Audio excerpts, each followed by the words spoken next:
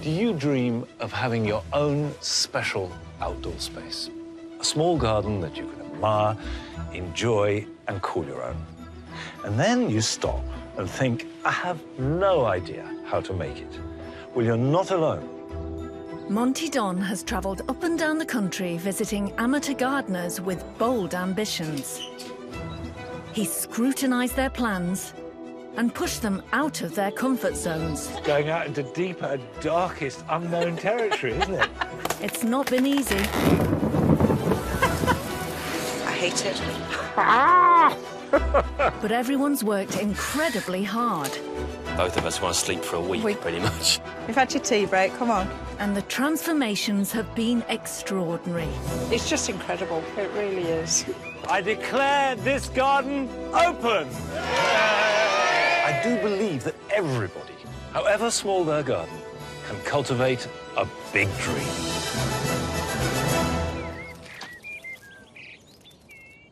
This time, our two gardeners are hoping Monty can bring something special into their lives. Yeah, nice to meet you.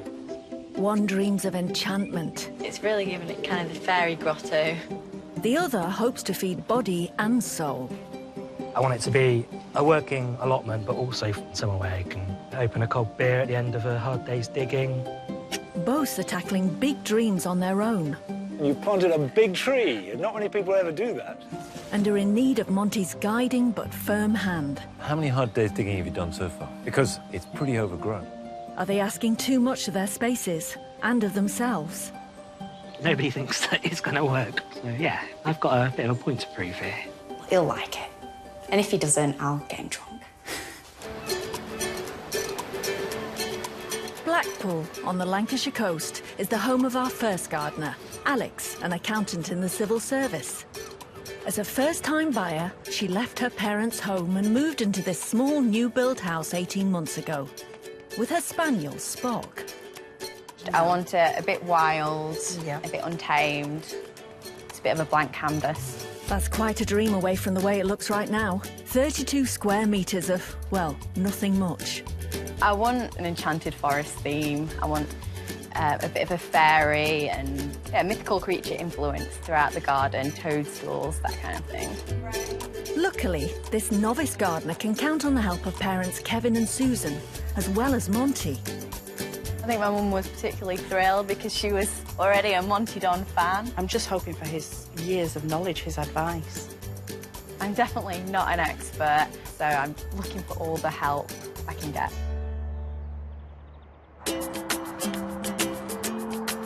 Our second space is in the heart of Bristol. It's a bit of a wilderness, recently taken over by Ross, who dreams of his very own allotment. At the moment, the plot needs a lot of TLC. It's overgrown and it needs digging. Ross is keen to make it productive, but with no experience of growing edibles, he doesn't know where to begin. I mean, I come up here a couple of times a week and then I just end up kind of staring at the ground for half an hour going, what am I doing? Ross has had other reasons for feeling despondent. Well, 6 months ago, I lost my job, broke up with my partner I was living with, and found myself without anywhere to live.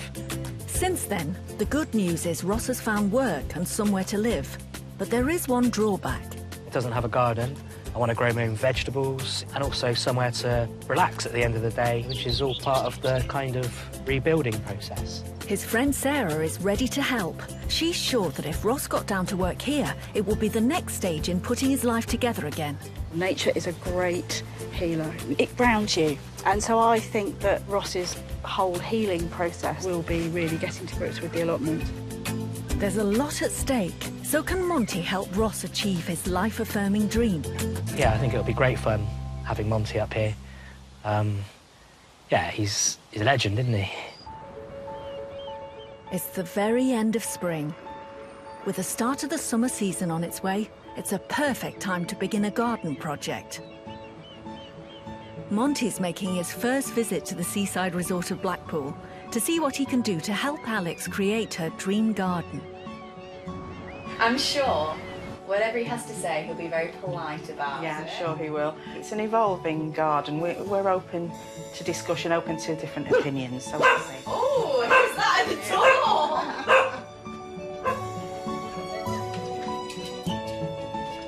here barking. Hello, hello. Hi, I'm Alex. Hello. Hello, I'm Susan. Would you like to come in? Love to. And who's that? That is Spock. Right, come on, Spock. It's me you're barking at. Spock! Spock, come on. Alex, Susan and Spock can't wait to show him the tiny back garden. At the moment, it's a new-built classic, only 4 metres by 8, laid with turf, a plain fence, a small paved area, and an array of random plant pots. Right. It is a small space. And she has big dreams. Right. What do you want to do here? I want to create my own little enchanted woodland in the back garden. When you say an enchanted woodland, what do you mean? I suppose in my mind, I'm seeing kind of more of a stylised woodland. More of an interpretation. Yeah. Are you feeling like it will be coming into a woodland glade, or is it a path leading you somewhere? I don't want it too structured, too formal. I do want it a bit wild. Right. I think her intention is to have a path that actually does lead to something. Right. And what would you like it to lead to? I'm not 100% on what feature I want at the bottom of the garden yet. And the other thing which is key in a small space is keep it simple. Yeah. You know, one idea done well will look 10 times better than 10 ideas done badly. Next, the question that can be a bit of a reality check for our dreamers. But what sort of budget are we talking about? 1,500. Right. And I've got a bit of leeway, so I can go up to 2,000, but I'm not spending over 2,000. OK, fine. There speaks our careful young accountant. You know, this is a small space. It means you can have something nice for that. That's completely realistic. What I'd like, really, is for you to show me any pictures, drawings. OK. All right? Yes. OK, let's go and see some. Let's go.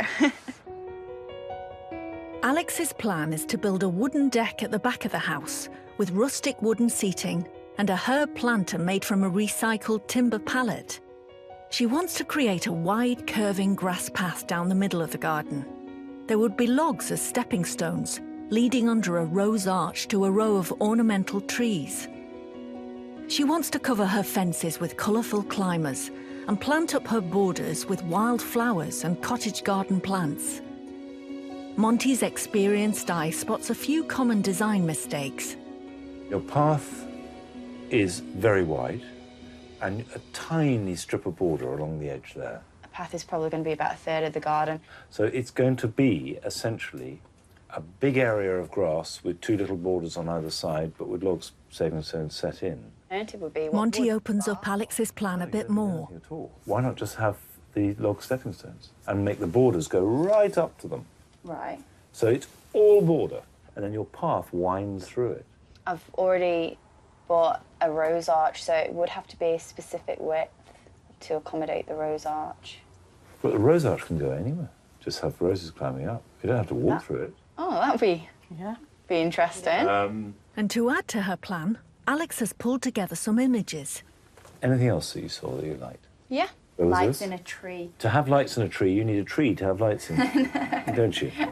I do have trees. They're not quite that big, though. No, but you could spend £300–400 buying one magical tree that was the sort of centre of the garden, and the whole thing suddenly comes alive because it's based around a really strong idea. No, you're making me feel lucky to have a small garden now. Monty suggests removing everything and starting from scratch. He thinks Alex should plant one large dramatic tree in the centre of the garden. She should use wood chippings instead of grass, and keeping her idea for a log path, it should lead down the garden to her rose arch at the far end. The rest of the space could then be mulched and planted up with clumps of woodland plants and climbers to hide her bare fence. Alex has a lot to think about, but there's one thing she and Monty already agree on. Before we can do that, obviously the grass has to come up, doesn't it? Definitely. So with Dad Kevin already at work on the new deck, time for a lesson in turf lifting. Well, the easiest way to take up turf is to cut it in strips. Right. And you can get under it. Try and slide under if you can. If you can, what you do is you lift a bit like that, say, like that, and you've got a turf out. And you could pick up the rest of you could come home from work every day and do half an hour turf lifting. I think I'd rather be at work for an extra half an hour. And with the groundworks well underway, Monty leaves Alex and her family with a few big ideas to mull over. It is more dramatic than what I was originally planning, so I am a little bit nervous about that. I think if Alex can bring herself to base the garden around a large tree in the centre, which her budget would allow her to do, not only will it convert a tiny space into something really extraordinary, but also it will tap into something deeper inside her. So that's a possibility that I really look forward to. And if she decides against it, it doesn't matter. It's the middle of June, very late to start growing summer veg from scratch. Monty's come to Bristol to take his first look at Ross's allotment. I'd like to say I don't know what I think Monty's going to think, but I know what he's going to think. He's going to think, Christ, this is all a bit overgrown, there's a lot of grass and a lot of weeds. Looking forward to seeing what he has to say. Monty's intrigued by this challenge too. Ross, very nice to meet you, Monty. Yeah, nice to meet you. So is this your plot? Mine is the second half. OK, fine. Yeah. Ross's allotment is what's known as a half plot. It's about 25 metres long and 7 metres wide and comes with a rickety old shed and a couple of plum trees. Despite having no previous gardening experience, Ross has already tried planting some potatoes, a few herbs and some strawberries. Why an allotment? I want it to be a working allotment, but also function as a garden, somewhere where you can sit in my shed, listen to the cricket, maybe open a cold beer at the end of a hard day's digging. How many hard days digging have you done so far? Because without putting too fine a point on it, it's pretty overgrown, Ross. It is, yeah. I'm going to blame the weather. OK, fine. All gardeners can blame the weather. Yeah. But to make this work at all and to make it pleasurable, you've got to get on top of it. Yeah. With Ross left in no doubt about the work ahead, Monty moves on to the detail. He needs to know more about Ross's dreams for his project. What do you want to grow? Your standards, you know, your potatoes, your carrots, your onions. Something a little bit more interesting that I've never tried before. I see you've got some strawberries here, which is lovely and great. The trouble is, they're infested with weeds. You've got a nice, healthy sage in here. Pick that. You know, that's lovely. Smell that. Smells lovely, yeah, fantastic. Beautiful. Yeah, incredible. Unfortunately, again, weeds running through it. The tour ends with a look at a project very close to Ross's heart, the old shed. I think it is solvable, it's fixable. In fact, so I can pimp it up a little bit and this can be my place. I'm thinking like perhaps a little veranda. OK, I admire your optimism. I was going to say I've seen worse, but actually no, I haven't. With a derelict shed to renovate and the place overrun with weeds, Monty is worried about Ross's commitment. Next, the thorny issue of funds. My budget is ad hoc. It's kind of as it goes. 50 quid? 100 to 200. OK, fine. Over the... That's reasonable. Yeah. That's not at all unreasonable. It's going to be a very steep learning curve. Yeah. I'm a quick learner. So let's have a look at your plans. Got any drawings, any ideas, any inspiration? Back in the shed. OK, yeah. Monty's beginning to see that Ross's dream is going to need careful management if he's to stand any chance of pulling it off. OK, so I have done... Let's put that on there. Some plans. No, I like... Gosh, that's a good plan. It's not ridiculously ambitious. Ross has studied town and country planning to a very high level and has drawn up a clear and thorough design. He hopes to plant fruit trees on the far border and build 4 raised vegetable beds for growing potatoes, carrots, onions, and 4 smaller ones for herbs and strawberries. He'll repair the old shed as best he can and extend it with a veranda with a roof and a bar. Beside the veranda, he wants to create a barbecue and picnic area. And at the rear of the shed, he plans to make a compost bin. Monty's eye is immediately drawn to the shed. Shed veranda extension? Yeah. It's salvageable, I swear. Well, I'm really trying to work out if we're dealing with utterly noble, admirable ambition or sheer delusion. Probably a bit of both, isn't it? The plan looks impressive, but there's a vital element missing. The compost heap is round the back. Yes. How are you getting to your compost heap? The reason why I'm being a bit pernickety about this is that paths and access are really important. Sure, okay. Always. And you're going to be going to the compost heap a lot. Yeah, okay. So it needs to be a good path, one that you can get to and make it accessible. I think this is a good plan. The overarching problem is getting on top of the weeds. Yeah. Monty is clear that the all-pervasive infestation of weeds cannot be overlooked, and he makes the radical suggestion that Ross should cover the far end of the plot with weed-suppressant membrane. He should forget about his 4 larger beds for now and concentrate this year's efforts on half the area. Next, Ross should put down bark chippings for the paths and build a larger compost bin. And as for the shed, Monty would replace it with a brand new one. Well, Ross, you may not be an expert gardener, but you do a nice plan. I'm quite chuffed that you like my plan. All those years studying town planning paid off. It's great. But Monty's approval comes with a warning. Ross has to get rid of all those weeds, and he's keen to get on with that right away. You've got to get the roots out. Okay. And it does almost mean sifting through it like this. And look, those are bindweed roots there. Sure. And sometimes you come across them as a great ball of spaghetti. Okay. You see the plants growing up. So if this broke off, that is effectively a rooted cutting. Okay. And that will grow into a nice, strong plant. It needs to go. It needs to go. Once the pair have wrestled with the weeds in one patch, Monty is ready to teach Ross how to prepare a veg patch correctly. So the first thing you do is you mark out a trench. So you draw a line across the area, and that's quite a reasonable amount. When you're digging, always use a spade, never a fork. Okay. That's a spit, okay? The length of the spade is a spit. Right. So a trench is normally a spit wide and a spit deep. Okay. Okay? So you just go down the full spit, let the spade do the work, and then use your feet.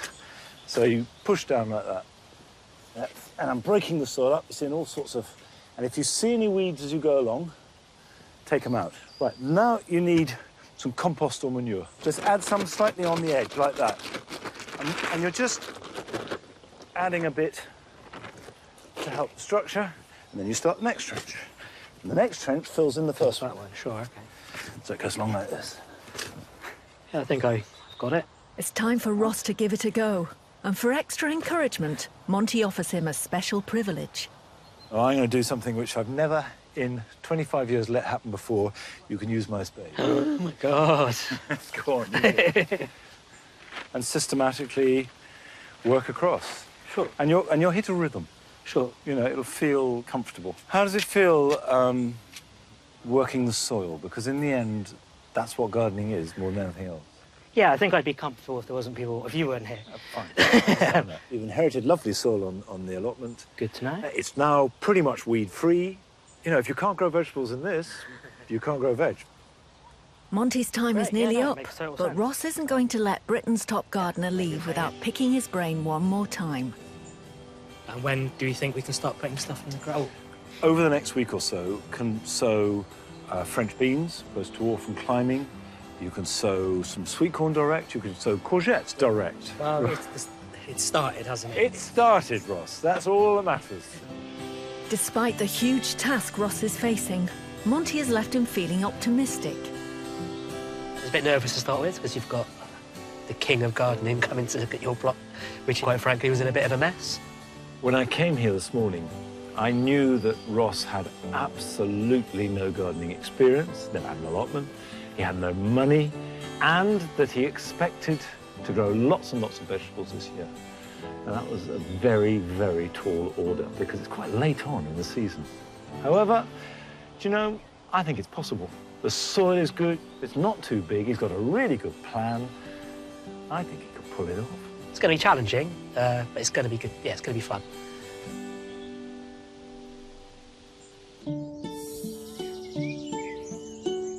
Summer has well and truly arrived. Alex is uncertain about Monty's suggestion of a big statement tree at the heart of her woodland garden. So he sent her to Hooker Hall, a stately home near the Cumbrian coast, belonging to generations of the Cavendish family. Its 25 acres of gardens and woodlands include a distinguished collection of mature trees. Head gardener Glyn Sherratt is on hand to give the family a tour, starting with a show-stopping botanical curio, Hooker's enormous monkey puzzle tree. Monkey puzzles were very popular in the Victorian period in front gardens. See, this one's probably about 150 years old. They will get vast eventually if you leave them for long enough. They are magnificent in the right setting, though. Absolutely. In a garden this scale, they work. And that's, you've sort of hit the nail on the head there, really, is that you should always be thinking of what's appropriate for your garden. I don't think I'm going to be able to fit that in the back of the car on the way home.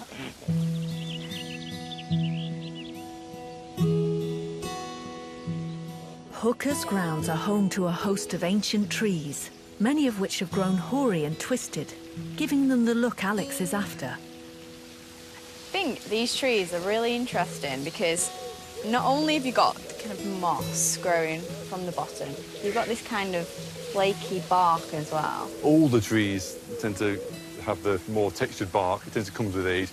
Like people, really. Watch it.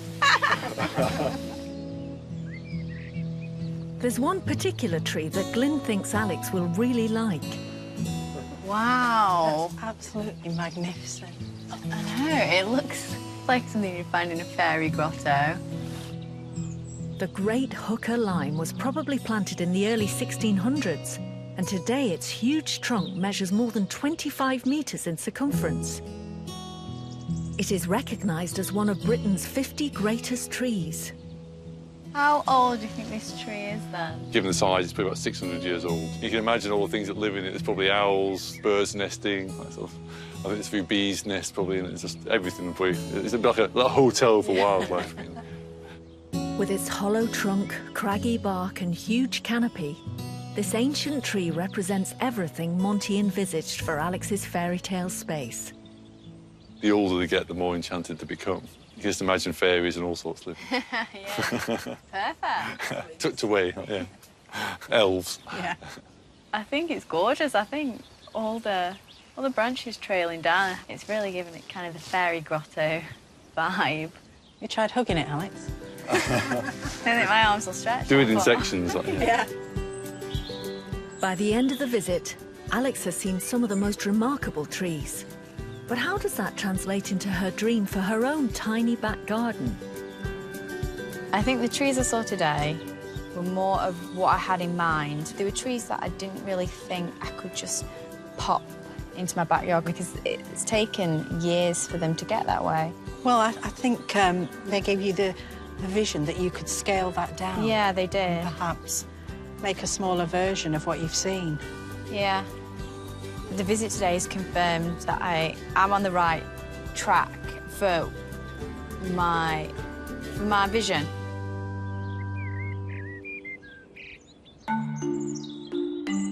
The inspirational visit has made Alex keen to get going.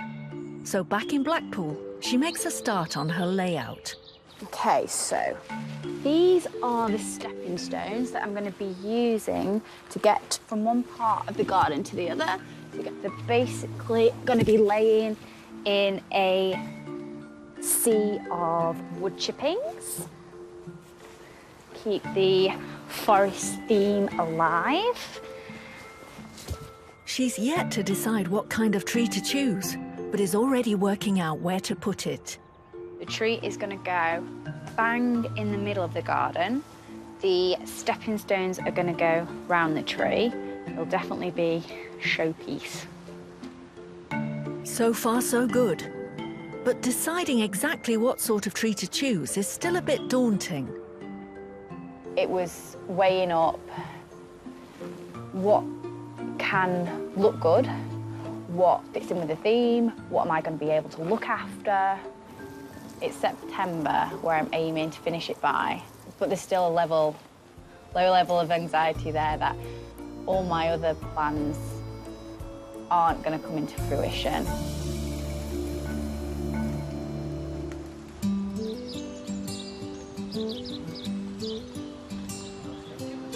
To show Ross that creating an allotment is not all hard work, Monty has suggested a visit to Wellsbourne Allotments in Warwickshire to see what can be achieved, and on a very low budget.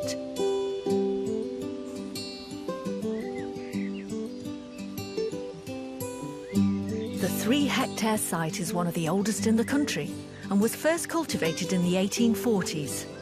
Ross is meeting gardeners Ian and Joe, who are focused on vegetables and recycling on their plot. So this is it? This is the plot? This is it, this is our plot, yeah. We've got from the road, and then it goes all the way up to just beyond our shed, so it's a half plot. Half a plot. Looks like you're growing quite a bit. Yeah, we've not got a bad variety. Sure, OK. So, we can give you a guided tour and can't show wait. you around. Yeah, inspire me. We'll certainly do our best. First stop is to have a look at Ian and Joe's top tip for creating the cheapest of raised beds. Instead of spending money on making conventional raised beds, Ian and Joe simply use the biggest cast-off containers they can find.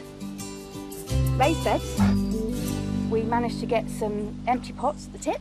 OK, great. So 3 for £1, these massive pots. Good and news. then the other 3 was an old dustbin that we cut into a barrel. bits. OK. It's in a barrel, and I just cut it up into 3. Upcycling is, it's what my allotment's all about. Oh, well, there you go. Music to my ears. It's amazing what you can do with these things. I think part of it is actually seeing the potential in things. Yeah. And then the other great recycled project is the shed. I can't wait to see your shed. Yeah, I've heard big things. Oh, he's very proud of his shed. He's very proud of his shed. Excellent. Well, should we tootle on? Yeah, great. Yeah, let's have a look. Excellent. Although Monty thought Ross's shed was beyond repair, Ross is determined to bring it back to life. So the majority of the materials came from a pet shop, which was closing down. Right. And I got some vegetable racking OK. And shelving. And the galvanised shelving I've bolted together, and the shelving actually forms the frame of the shed. What you've got here with the seating next to your shed is exactly what I want, really. It's somewhere that you can relax at the end of the day. Yeah, I mean, just this week we were sitting up here with a bottle of fizzy for my birthday. Perfect, yeah. It's brilliant to hear, because my budget is pretty much just about zero. Having shown Ross 2 money-saving ways of making his dream a reality, Ian introduces the all-important element of encouraging wildlife into the plot. We actually put frog spawn in there, and obviously got frogs, but there's also newts in there, so quite where the newts have come from, we don't know. Yeah, well, if you build it, they will come. Yeah, we've created the habitat, and now they're here, which is really nice.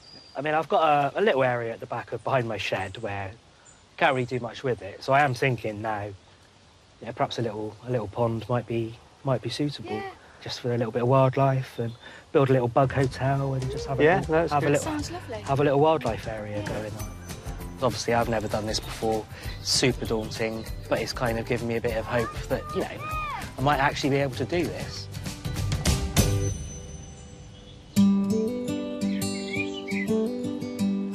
Back at his own allotment, Ross is soon putting his research to good use. When we spoke to Ian and Joe, obviously saw their pond and their little wildlife reserve, and that's kind of inspired me to do my own little ones, and decided to go along the bug hotel route just to get some of those little bugs to help me kill the slugs as much as anything. And with the pond, hopefully we can get some wildlife, just have a cool little area. But, I've had the kids up as well.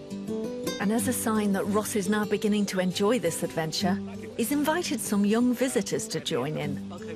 These are my godchildren, so I thought it'd be quite nice to, to actually get them right at the start.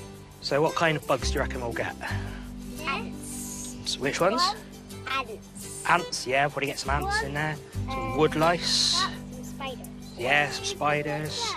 I see the little ones with the holes in. That's bamboo. Hopefully we'll get some bees in there. Sarah's come down to help too. She's noticed a big change. I think Ross has really got his allotment mojo working. I think he's done loads in the last few days, and I think that's got a lot to do with visiting the allotment that he went to see, and it's given him some real kind of oomph as in to how it could look and how exciting and how individual he could make it. So Ross, we're going to plant these peas around these tripods you've put up. OK, great. Cool. Even though everyone is encouraging Ross, he's not quite sure he can fulfill his dream. The main things I'm worried about, it's the workload of... There's still so much weeding to do, which you've got to be in the right frame of mind for it. Sometimes the thought of coming up here and just today's job is the weeding. It's not completely fun, so I just hope that doesn't drag me down too much.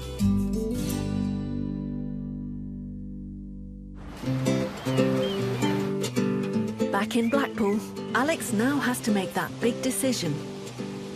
Monty suggested that her fairy tale garden should have a large tree as the central feature. She's seen some very old ones at Hooker and done some further research. Now it's time to take the plunge and just go shopping. Hi, John. Good afternoon.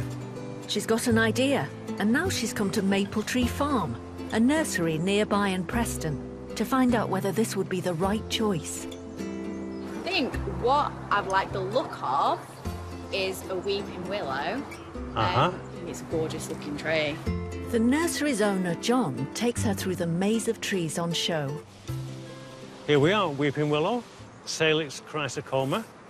Very, very attractive tree. Very, very lovely when they're young like this, and very, very lovely when they've grown into a big tree if they're in a very big garden area, especially near a pond or a lake. See, my garden theme is a bit of an enchanted woodland, and I just think something like this it would have looked perfect in it, really. It's gorgeous.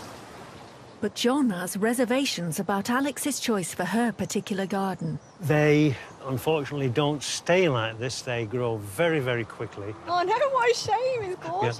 Yeah, it is. I have my heart set on a weeping willow. Yeah, it's lovely. Alex is naturally disappointed, so John comes up with what he thinks might work better for her. We've got weeping birch behind you here. Oh, yeah. This is much more of a garden-sized tree. The foliage is that little bit different, but it's in the eye of the beholder. It might be the more practical option, but it just doesn't really have the impact of the weeping willow. Since this will be the focal point of Alex's dream garden, it must be just right. It's not hitting the mark, is it? No. No. Well, there's all manner of other trees here. Okay, can we see some of the ones that blossom in the spring? Indeed. This time, John has no hesitation in recommending something he thinks will fit the bill perfectly. This is a very, very nice flowering tree. This is Malus mochum, crabapple. And the tree is absolutely laden with blossom in the spring, so it's a very, very beautiful tree. As John is keen to point out, this crabapple tree will give Alex year-round interest, with its dark pink blossom in spring, an autumn crop of miniature apples. So it does something for the majority of the year, then? It's a tree that's quite suited to a smallish garden. I really like this one. You like this one? Yeah. Right? Oh, well, that's... yeah, so... I think we might have a winner. Box her up. Thanks for your there help, you are. John. OK, yeah.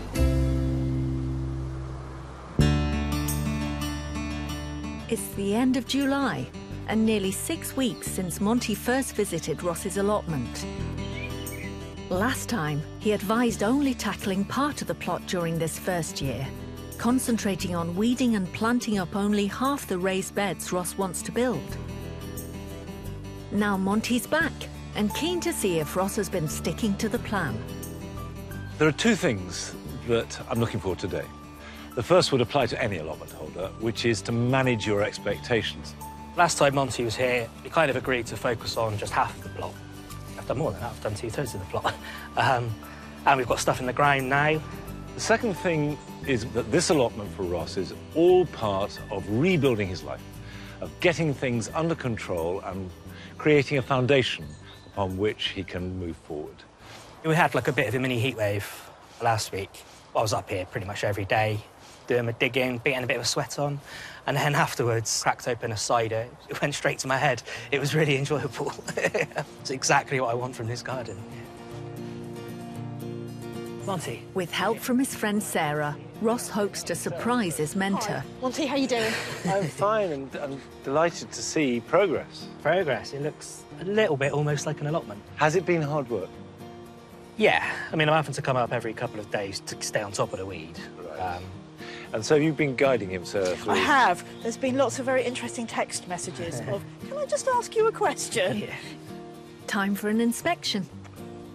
Crops are growing. So radishes. Radishes, and they've really come up well. Yeah, and some herbs in my little buckets, which were just lying around the plot. But the big question is, has Ross limited his expectations?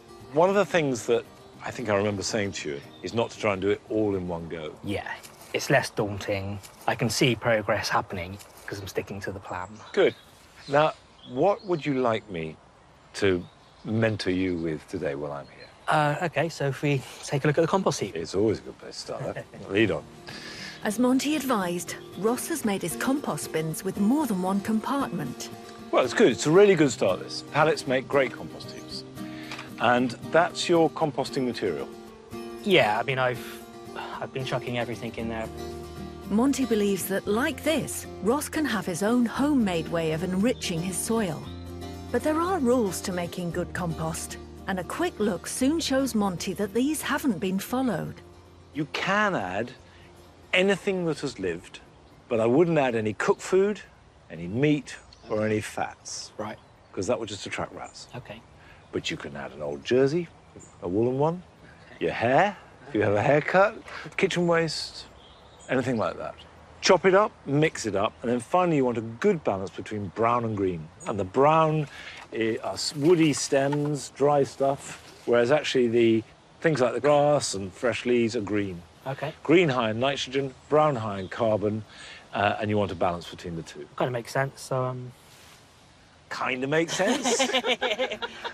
That's damning with the faintest of praise. Listen, this is a lifetime's experience I'm handing on to you. I'm the king of compost. It totally makes sense. OK, so let's get that out and we'll break it up as best we can. There's no hiding from the expert.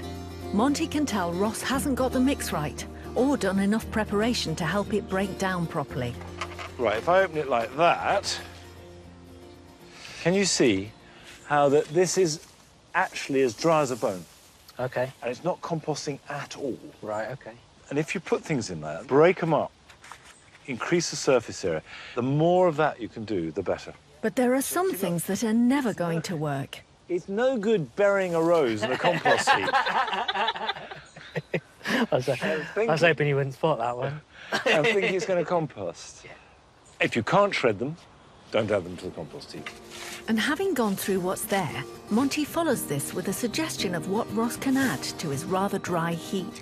Have you got some green material? A bucket of greens. Brilliant. Now, do you see how this is now getting a bit chopped up? There's a much better chance of that composting. OK. If we mix that with that lovely green material... Yes.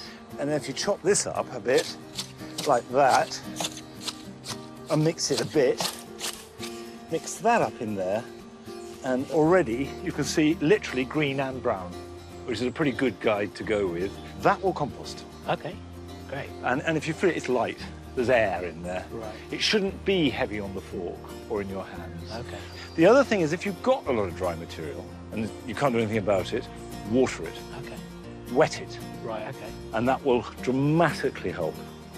You know, mix it all up so it's nice and loose and aerated, and that stands a fighting chance of making compost. Start cooking. Yeah.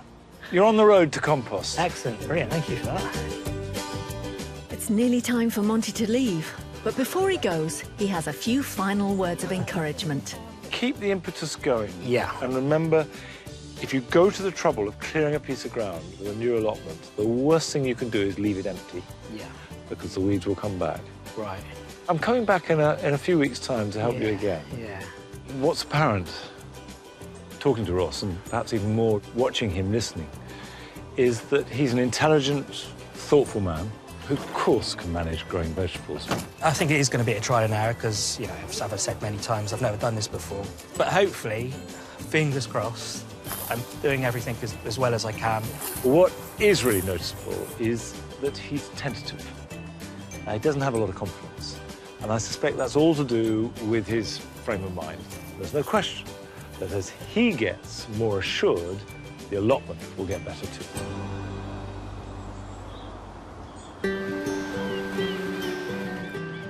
The summer is reaching its height as Monty heads back to Blackpool. He's curious to find out if Alex took his advice about her enchanted forest design. I'm very excited at the prospect of seeing a really large tree with gnarled, mature growth dominating the garden. I really hope she's gone with it, because it would be very exciting. Things have definitely moved on. Right. You've been busy. Let me just work out what's been done. Is there going to be a path? The path is going to follow all the way from the deck into the rose arch. OK. And the rose arch, which is now in position? Yes, I'm planning to keep it there in the little corner of the garden. But clearly, Monty is missing something important. I was expecting a much larger tree. At what point did you change your mind about that? I don't think I want a tree overwhelming the rest of the garden. Well, that's fair enough. I mean, what matters is you've arrived at where you wanted to be. So the next stage is to plant it. Where do you want the tree to go? Monty can see that Alex is beginning to feel more sure of what she's after. Time for action. I'm thinking basically right in the middle of the garden, and the path moves around it. So if you go back onto the decking and you can see, and just say up a bit, down a bit. See, I was going to move it further to my left, your Okay. right. OK. Yeah, and maybe slightly towards me. And then I think we've got... Yeah, it's probably about... How's that? Yeah, it's probably about where I was going to put it.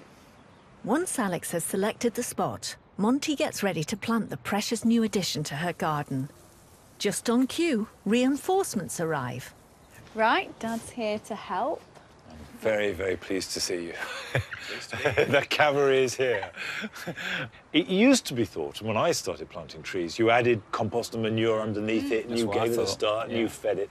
We don't do that now, because if you put goodness underneath the roots are going to stay there. Yeah. Why would they not? And it delays the growing out. Right. You put your goodness on top, you mulch thickly.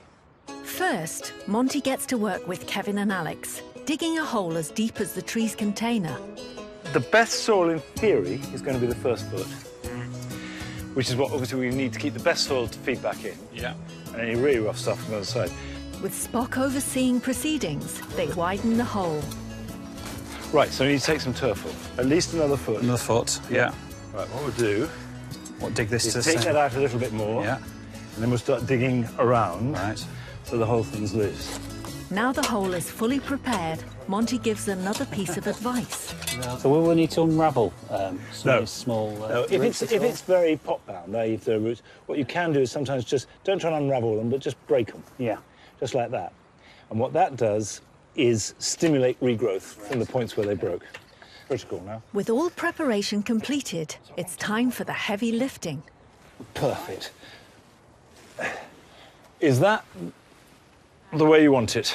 OK, if you slightly twist it towards you, Monty. That way, OK, to your left. To my left, yeah, clockwise then. Yep. OK, we'll come around again. Yeah, that side is higher, so that's going to work over a path. Yeah, I'm happy with the look of it. So, what we'll do is we will water it. Yeah. When the water's completely soaked in, Right. then we'll mulch it. Otherwise, the mulch can absorb the moisture. Right. We planted a big tree, and not many people ever do that. The garden has moved on, but there's still a lot to do to create Alex's dream. I will be back at the beginning of September, expecting a magical fairy woodland and perhaps a magical fairy glass or something to celebrate. I think that can be arranged. OK. I can't deny that I was a bit disappointed when I saw the size of tree that Alex had chosen. I was expecting something much bigger and older and more venerable than that. But that was a bit unrealistic. And it is big and it does dominate the garden. And importantly, it makes her feel confident. And I think that's the door opener. All she has to do is put the rest together around it. So when I come back in 6 or 7 weeks' time, there will be a fairy forest to celebrate.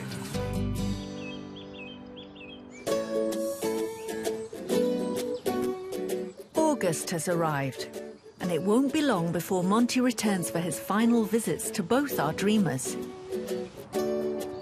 In Bristol, Ross has got round to tackling that rickety shack, determined to convert it into a pub shed. And with growing confidence, he wants to impress his mentor. I've promised Monty that this shed's going to look pretty awesome. And it will. Hopefully.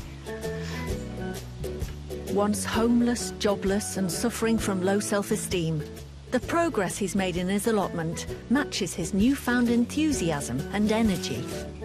Since Monty was last here, Obviously, the big change is wood chip and the paths and a little bit of order to the plot. We're on the home stretch now. It's not long before Monty will be back up here for the last time.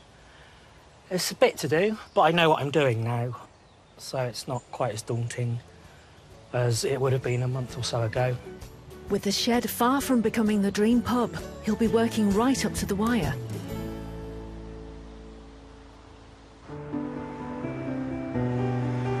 Since planting her tree, Alex has had a lot to do to get all the rest of her garden finished before Monty comes to give his verdict. Okay, so this is one of the last jobs I'm doing before Monty's arrival, and it's just planting the last trough. What do you think, Spot? Yeah? Is that job well done? The garden I've ended up with, it's so much better than my original dream. I'm glad I ended up with a new and improved version. I think the garden is quite representative of the person who lives here. For Alex, the big day has finally dawned. With squally weather forecast, her nerves are somewhat jumpy. I woke up this morning and I was in a bit more of a panic because it was raining. I hadn't finished the trough, I hadn't finished the wood chips. But now, the sun is shining brightly over Blackpool, Monty's on his way, everything's done. We even managed to have an outfit change, so I'm quite confident. More often than not, when I come to visit a garden for the final time after months and months of work, I have a pretty good idea of what I might see. I'm hoping he'll say maybe that he hasn't seen a garden quite like it before. In a good way. We planted the tree, and that's obviously going to be the centerpiece still. But how that has become this magical fairy forest that she spoke about when we started, I don't know. And I can't wait to find out. He'll like it. And if he doesn't, I'll get him drunk. Before she started, just over 3 months ago, Alex's tiny garden was as bland as they come. Now it's the enchanted woodland of her dreams. Look at that. Fantastic. It looks great. Project completed. What you've done a huge amount is transformed it. A winding path leads visitors down the garden, past Alex's carefully chosen crabapple tree, which will produce year-round interest, from delicate blossom to miniature fruit.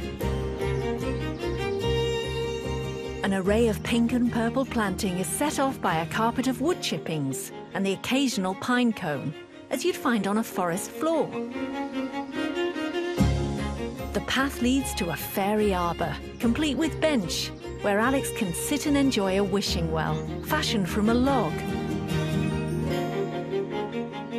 Branches, fence and arbour are festooned with lighting, which turns the garden into a mysterious grotto when darkness falls.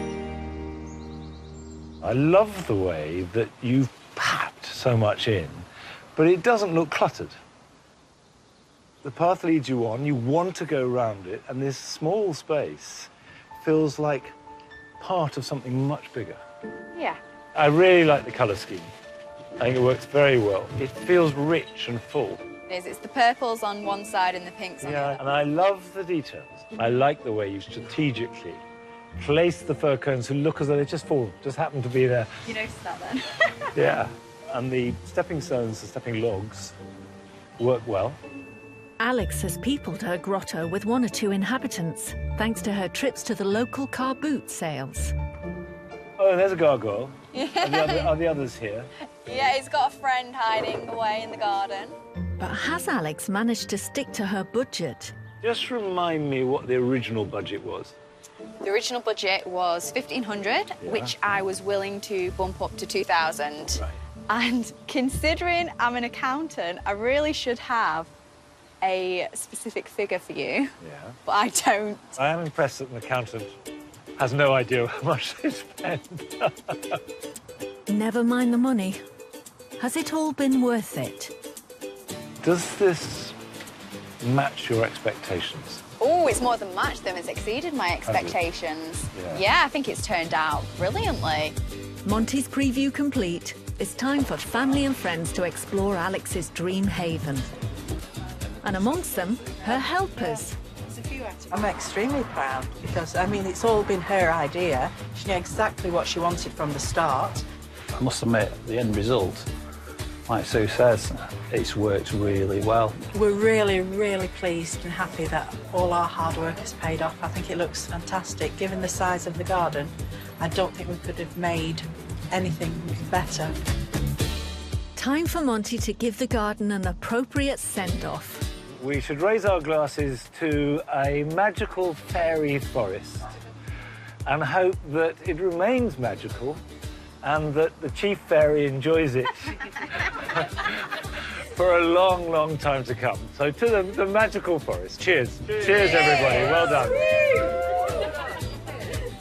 I think the attention to detail in this garden is really extraordinary. And it creates a theatrical set.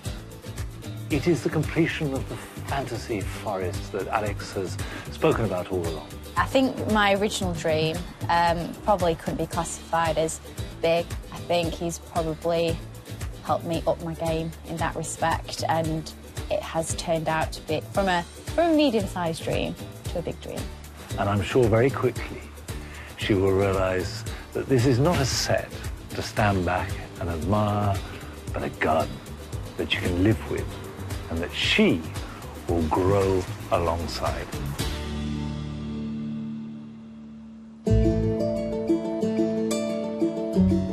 It's the day of Monty's final visit to the allotment in Bristol. Has Ross kept up with his work schedule? Today is unusual because although Ross's dream is as big as any, his horticultural ambitions are modest, but really, really important to him. I think that Monty will be really impressed. Ross has done everything that he said he was going to do, and I think you know, the allotment's come on leaps and bounds since we began. So yeah, hopefully he'll love it. He's done well in the allotment, but actually that's not the important thing. What I am looking for is to see the changes in Ross himself and see how coming here and working outside has given him opportunities and chances that he didn't feel that he had before. It's been really useful having Monty's little visits. It's been extra useful as kind of a motivator, really. You never finish an allotment, but I think, yeah, I feel fairly proud of myself. It's nearly 4 months since Monty first visited.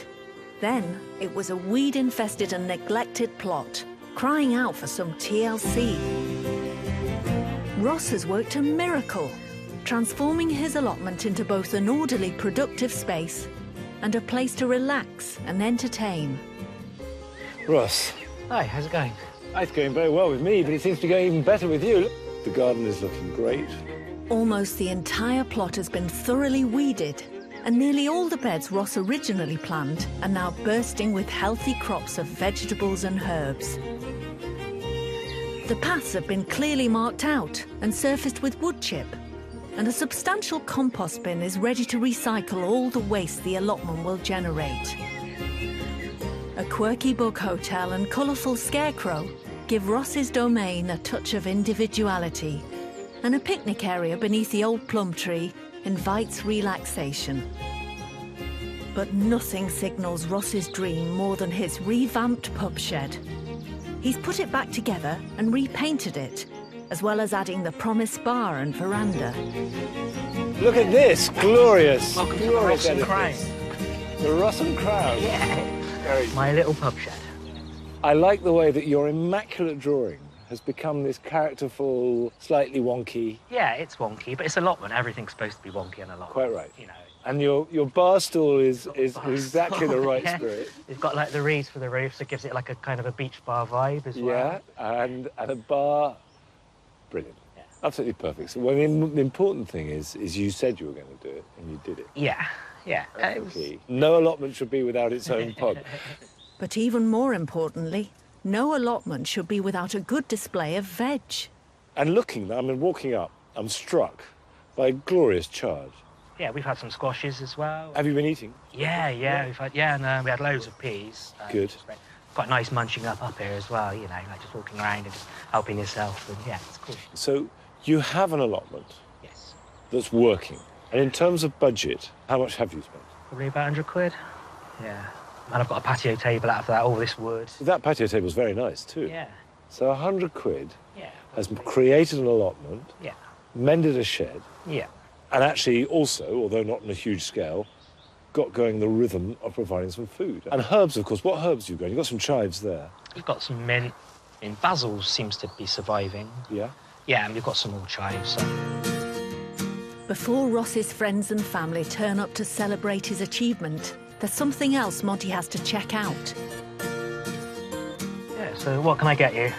I think because we're in Bristol... Yeah, have a cider. We should have a cider.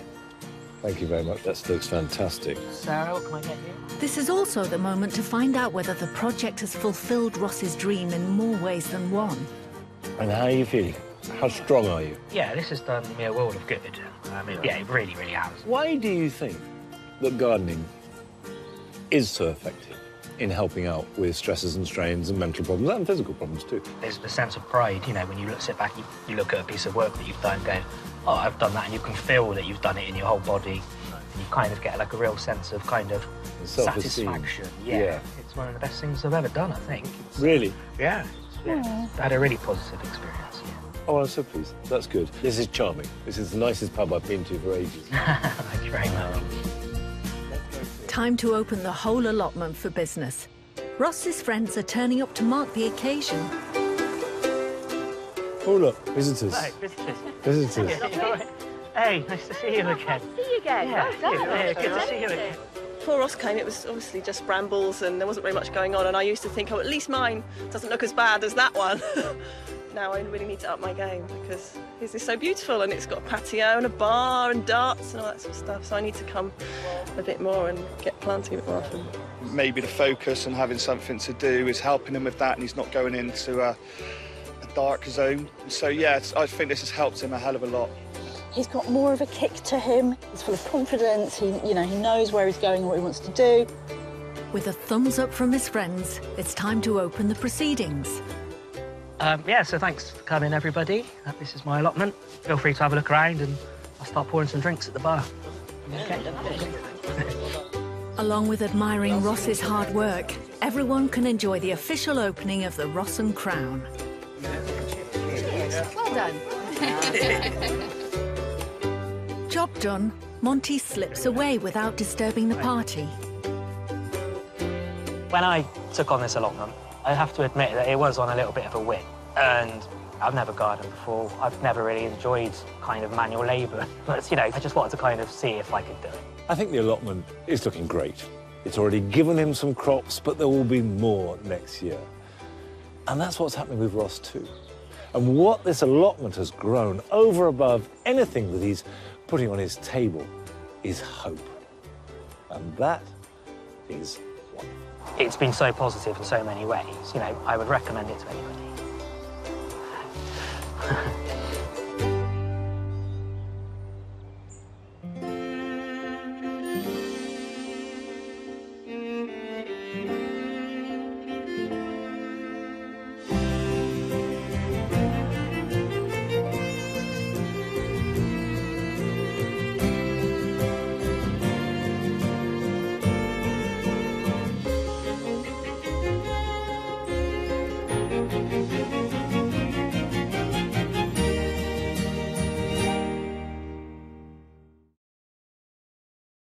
Do you dream of having your own special outdoor space? A small garden that you can admire, enjoy, and call your own. And then you stop and think, I have no idea how to make it. Well, you're not alone. Monty Don has travelled up and down the country visiting amateur gardeners with bold ambitions. He's scrutinised their plans and pushed them out of their comfort zones. Going out into deeper and darkest unknown territory, isn't it? It's not been easy. I hate it. But everyone's worked incredibly hard. Both of us want to sleep for a week, pretty much. You've had your tea break, come on. And the transformations have been extraordinary. It's just incredible, it really is. I declare this garden open! I do believe that everybody, however small their garden, can cultivate a big dream.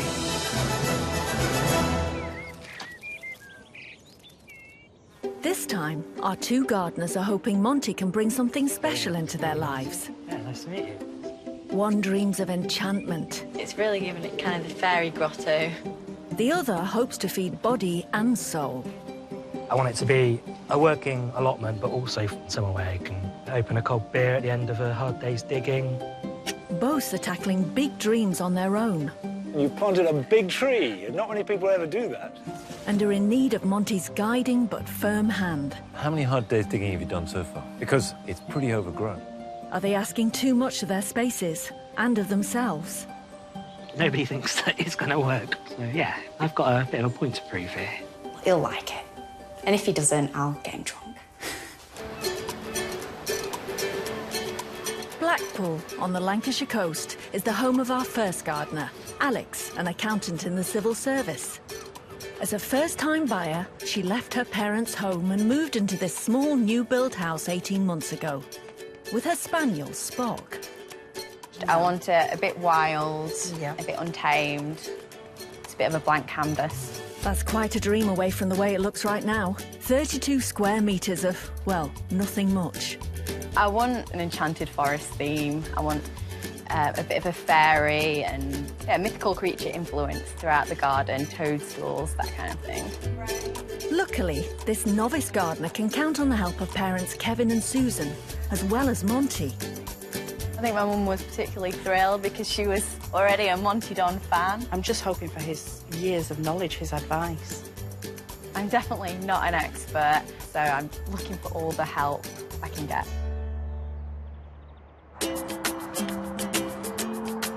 Our second space is in the heart of Bristol. It's a bit of a wilderness, recently taken over by Ross, who dreams of his very own allotment. At the moment, the plot needs a lot of TLC. It's overgrown and it needs digging. Ross is keen to make it productive, but with no experience of growing edibles, he doesn't know where to begin. I mean, I come up here a couple of times a week and then I just end up kind of staring at the ground for half an hour going, what am I doing? Ross has had other reasons for feeling despondent. Well, 6 months ago, I lost my job, broke up with my partner I was living with, and found myself without anywhere to live. Since then, the good news is Ross has found work and somewhere to live. But there is one drawback. It doesn't have a garden. I want to grow my own vegetables and also somewhere to relax at the end of the day, which is all part of the kind of rebuilding process. His friend Sarah is ready to help. She's sure that if Ross got down to work here, it will be the next stage in putting his life together again. Nature is a great healer. It grounds you. And so I think that Ross's whole healing process will be really getting to grips with the allotment. There's a lot at stake. So can Monty help Ross achieve his life-affirming dream? Yeah, I think it'll be great fun having Monty up here. Yeah, he's a legend, isn't he? It's the very end of spring. With the start of the summer season on its way, it's a perfect time to begin a garden project. Monty's making his first visit to the seaside resort of Blackpool to see what he can do to help Alex create her dream garden. I'm sure whatever he has to say, he'll be very polite about. Yeah, I'm sure he will. It's an evolving garden. We're open to discussion, open to different opinions. So Oh, who's that at the